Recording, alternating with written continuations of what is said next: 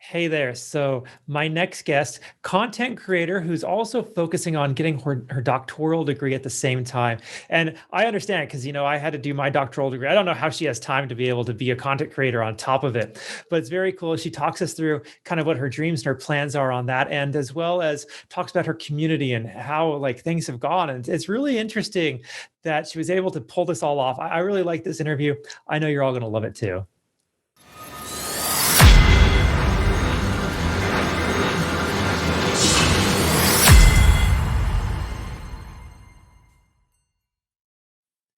Hey there, everybody. Welcome back to the Gamerpreneur podcast. I'm your host, Dr. Bradford Carlton. Today, I have a very special guest with us. I have PopNoTarts. Hey there, how's it going? Hi, I'm doing well. How are you? It's a beautiful sunny day in Las Vegas. How about yourself? It is also very sunny. I'm in North Carolina, so yeah, it's a really nice day. I might go out for another walk later. Wonderful. Now, you mentioned that I could call you by your nickname. Is that all right if I do that? Yeah, that's fine. Okay, beautiful. It's Siri. Okay, so Siri, I don't like a lot of fluff on the show. I like getting just right into it. So why don't we begin by just telling us a little bit about yourself, please? Well, I am currently a content creator on Twitch and YouTube, but outside of that, I'm also a doctoral candidate in musicology, and my research focuses on music in world building in anime, video games, just film and television, just like how is music used in popular media and how can that affect our biases in terms of representation, or how can it affect uh correcting our own biases on how certain people or places are represented in the media. Very cool. All right, that's gonna be an interesting one to talk about. Before we do that, though, I start every interview with a single question. So I'm going to ask you, just like I ask everybody else. So on a scale of 1 to 10, 10 being high, how weird Mhm. are you? I'd say about 7.5, maybe 8. And why is that? Well, I'm kind of like an outlier in my department. I'm the only one that's working with popular music in the way that I am. Um, Also, a lot of my friends know me as being it's I have this weird dynamic where I come off as responsible, but I also am extremely chaotic around my friends with like joking around and being goofy. It's an interesting mix, and I don't know, I'm comfortable with it. For sure. Okay, now Siri, this is the Gamerpreneur podcast, so I do need your gaming cred. When did you first start playing video games? Um, my earliest memory is that I was 3 years old in my parents' bedroom playing Aladdin on, the Atari, the Aladdin platformer game. Um, but what really got me into playing games was playing Sonic the Hedgehog and, like, The Legend of Zelda with my mom a lot. Um, my mom and my brother still game. We often game together, growing up, so, like, playing The Sims and all different kinds of things.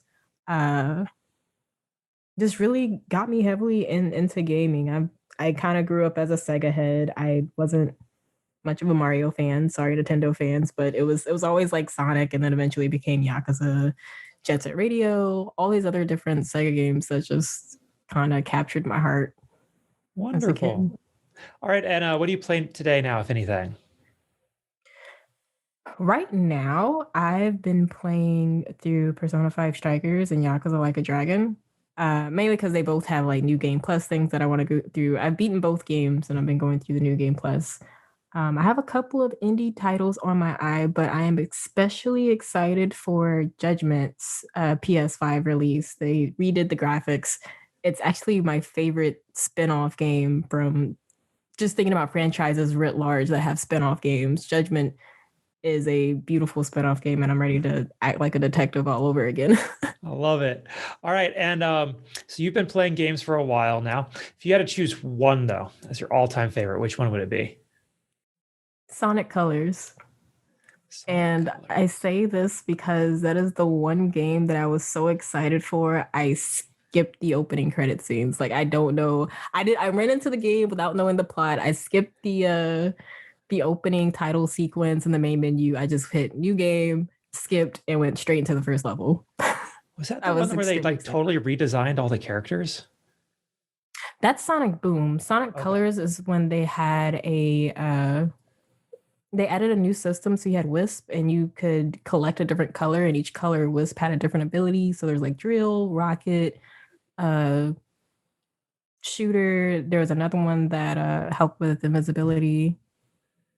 Okay, very cool. All right, let's hop over to the more business side of things now. You are a doctoral candidate, so I'm assuming you've school your entire life. Yeah. I was there. I understand how it goes. Why Yeah. musicology?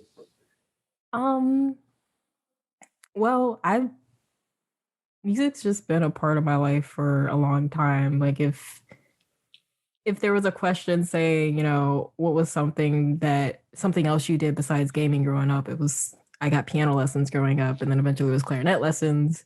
I often sang. I was in choir and band all throughout my school education up until grad school because unfortunately I didn't have time for ensemble work. I just had more time to do gigs, but um I didn't want to perform anymore because I got stressed out in undergrad.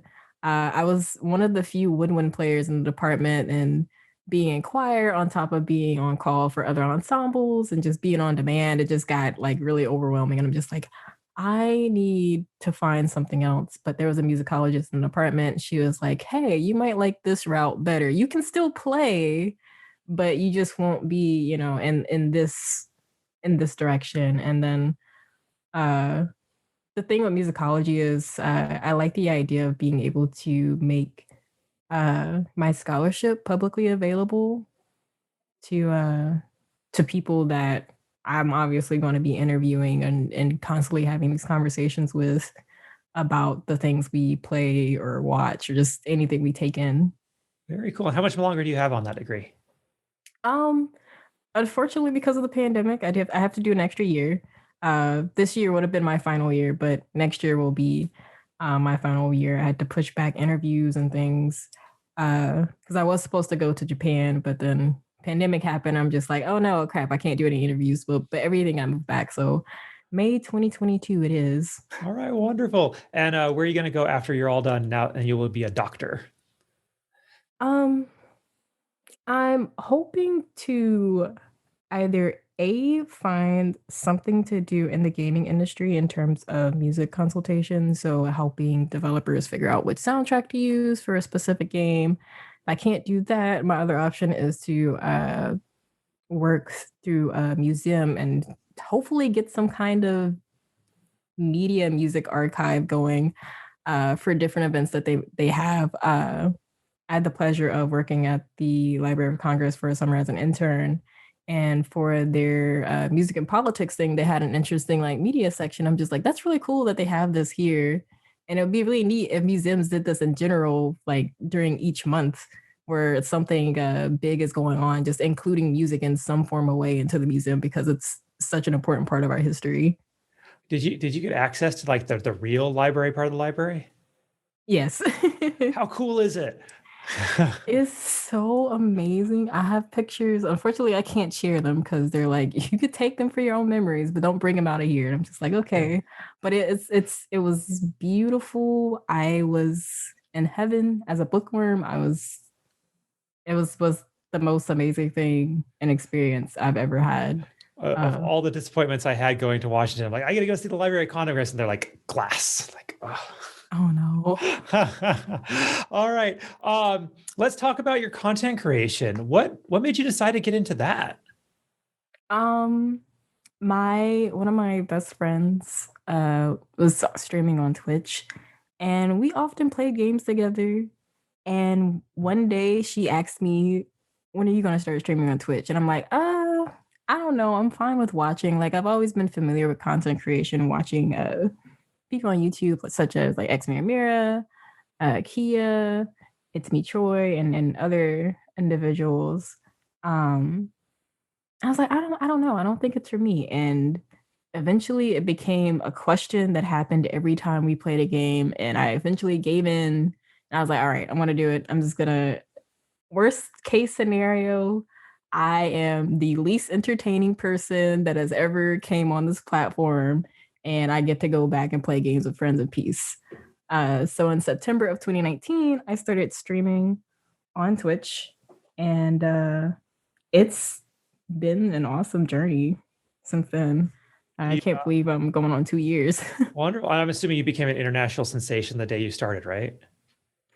um, the first day was great. I played River City Girls, and my friend texted me after stream. She was like, "I can't believe you had 10 people sitting in there," and I'm just like, I just told her, a couple of our other friends, and I met some new people that day playing through the game because apparently when the game released, I was one of the few people that made it further ahead, and people wanted to see what was going on at the end, and I was one of the few people that was heading towards the end. Very Um, nice. And how's it going today? If you start off to an amazing start like that, right?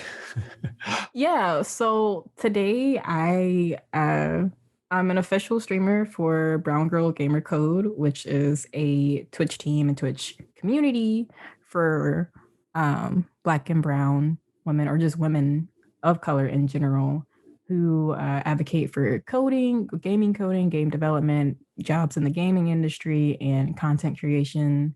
I'm also a member of the Broadcaster Dream Team, which I was extremely stoked when I even got the acceptance email.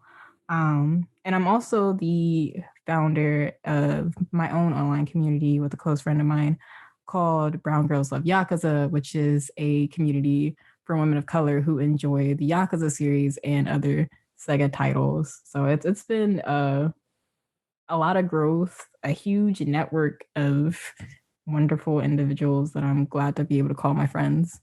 Wonderful. Now, could you elaborate a little more on the Thousand Dreams Fund and Broadcaster since they kind of got you to me?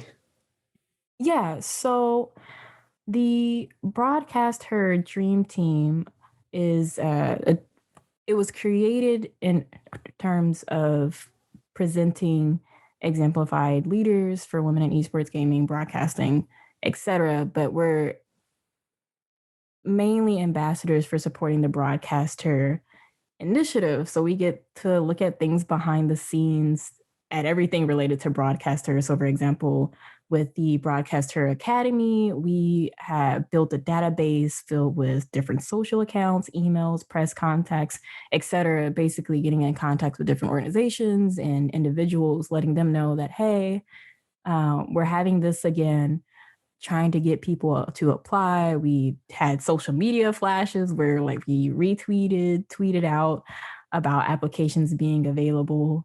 And right now there's the broadcaster Twitch grant that is open. If you're watching this podcast, make sure you apply. If you are a woman or woman aligned broadcaster, definitely apply. It is an amazing grant and community to be a part of.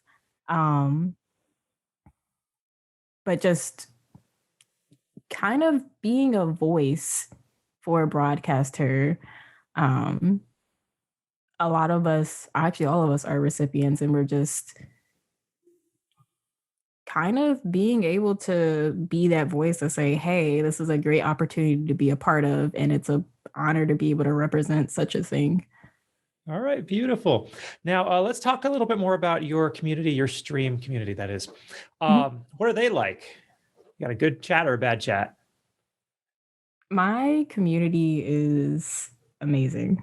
I they're like family. I oftentimes will sit in my Discord server or in our Discord server, and I might just be playing a game, hanging out. It's like, all right, I'm hanging out for the day. And next thing you know, like one person jumps in, and then it's like five people. And then it might be like yesterday where it's like 12 people sitting in the VC and we're all joking around, laughing. And it's just it's fun being able to like interact with each other on and off stream.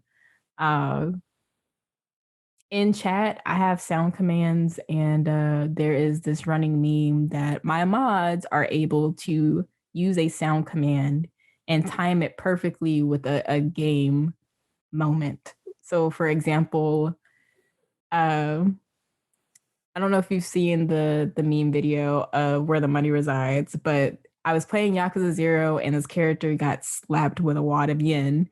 and a mod popped off that command. And as soon as the music started playing, you just see the character getting smacked with the wad again. And I'm just like, why are you guys like this?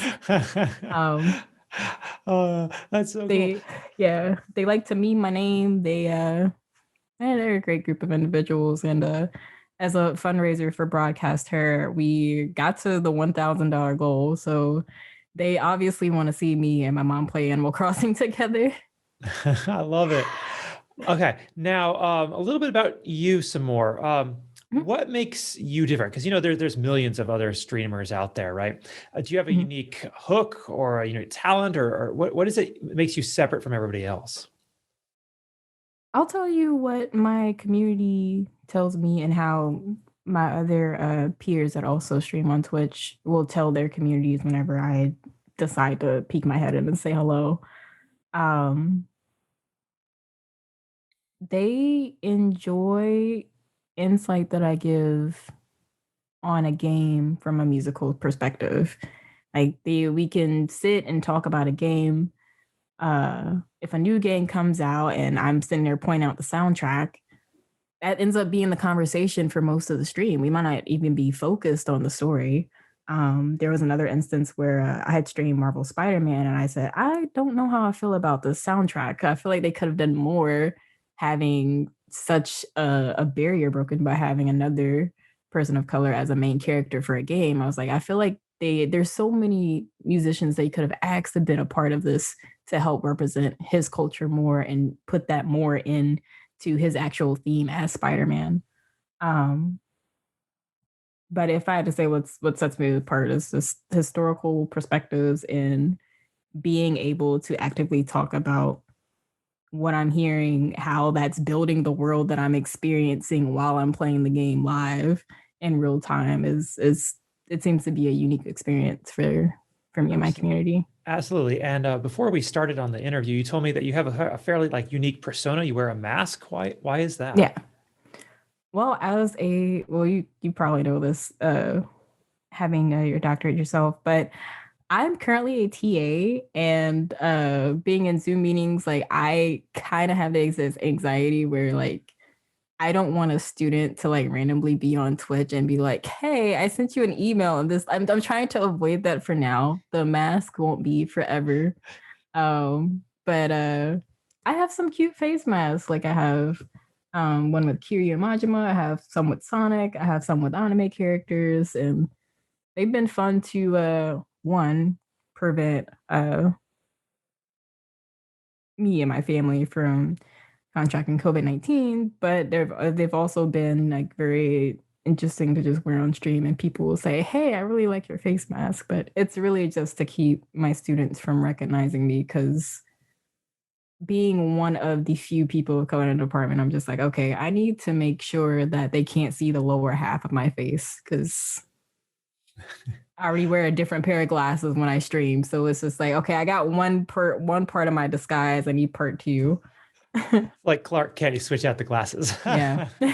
I love it. Okay. Now, if you could go back in time and you could go to little Siri when she was, we'll say starting her stream up about, September 2019, like you said. Mhm. If you could go and you could give her any advice that she needed to know in order to do it bigger, better, faster, just to make the whole thing blow up, more, what would you tell her? I would tell her to get out of her shell more. I would say that when I got into this, I was still kind of to myself. And that's just a part of me having introverted qualities. I'm not the type to just reach out to someone openly. Like I do that after I have that like emotional connection with someone where it's just like, okay, I trust them. They see me as a friend. I see them as a friend. There's that mutual feeling there. But with streaming, you kind of have to put yourself out there more. And I feel like I did that too late starting out. Um, but then at the same time, I feel like it was around the same time. I kind of wish I just had known sooner that like the longer I stayed in my shell, the more I held myself back, and I shouldn't have done that. What was it that allowed you to get out of your shell? Um, well, one of my friends and his community, They really helped me with that. Uh, he and his two partners, they have been extremely supportive, but just interacting with them and interacting with the people in their community, it kind of um chiseled at that bad habit of just not reaching out to other people, and I saw how he interacted with new people that he came across and how open he was and how well that worked in terms of like building relationships and building his community. And I'm just like, this is something I should be doing and not be so hard headed and trying to like stay in my own lane. I just need to branch out there. But I Absolutely. will say he helped out a lot with that. Okay, wonderful. Now, a little more personally, Mhm. you see, I actually believe that we learn the most of our life from our failures, not necessarily our successes. Because when you succeed the first time at something, you might not know Mhm. what happened. But when you fail, you got to take a look at it. You got to figure out what went wrong in order to be able to move past it and move forward. So I'd like to ask you, what do you consider your biggest failure in life, and what did you learn from it? There was this fellowship I had applied for back in my second year, and it honestly would have changed my entire graduate school experience if I had received it. But I didn't, and I had learned that one, my perfectionism at the time was a pain. I stopped being a perfectionist because that really deterred my writing. Um, Two, I learned how to be able to market myself, something that I wasn't extremely good at. And three, I learned that for the first time, I was like, it's completely okay if I fail because that doesn't necessarily define my character. It's supposed to build my character. It doesn't necessarily have like this negative outlook. Um, but that was such a brooding process to go through. It was a lot to process, and it's definitely helped me now when like if I get rejected for something, I'm like, "Psh, there's something else over there I can apply for. Versus back then, it was like I thought my world was ending. Oh, for sure. I Yeah, totally understand. On the flip side, what is yeah. something that you're working to improve on yourself today? Um, well, like I mentioned earlier, I'm currently working on breaking out of my show. But another thing I'm working on a little bit more on the emotional level is that I have a tendency to let my stress get pent up, and it affects my health. I'll end up being extremely exhausted. I'll be tired. I won't necessarily be cranky because I end up staying in bed a lot more often, but I'm going back into taking other avenues to relieve my stress. Originally, gaming and streaming was supposed to be my stress away from grad school, but now that I'm so heavy into content creation, I'm just like, okay, I have other stress built up from this because this is basically a business for me, and I have to realize that it's okay if I need to take a break. Like right now, I'm on a break from streaming. I usually stream Sunday, Wednesday, and Friday, but yesterday I did not go live. I will not be back live until next Sunday. I My community is supporting me wholeheartedly with taking uh the week off, but I will say I'm really bad at managing my stress relief. I thought I had it down packed, but being in content creation is just like, no, you don't. Try again. It's something we all work on all the time. All Yeah. right. This has been a fantastic interview. Thank you so much. How do people find you? How do they reach out to you? Contact information, all that, please. Oh, thank you for having me. I can be reached on all of my social media handles are the same as my Twitch name, PopNoTarts. You can find me on Twitter, Instagram, TikTok, Twitch, YouTube, all at PopNoTarts. On my Twitch About Me page, you'll see access to my Discord server. If you want to email me, you can email me at info@popplays.org. That last portion being the name of my website, popplays.org, which is a play on me being able to play music and video games. I love it. All right. Thank you. Thank you so much. I genuinely appreciate you coming on with us today. Thank you for having me. For sure. And for everybody else, I'm going to remind you all, don't be just a gamer, be a gamerpreneur.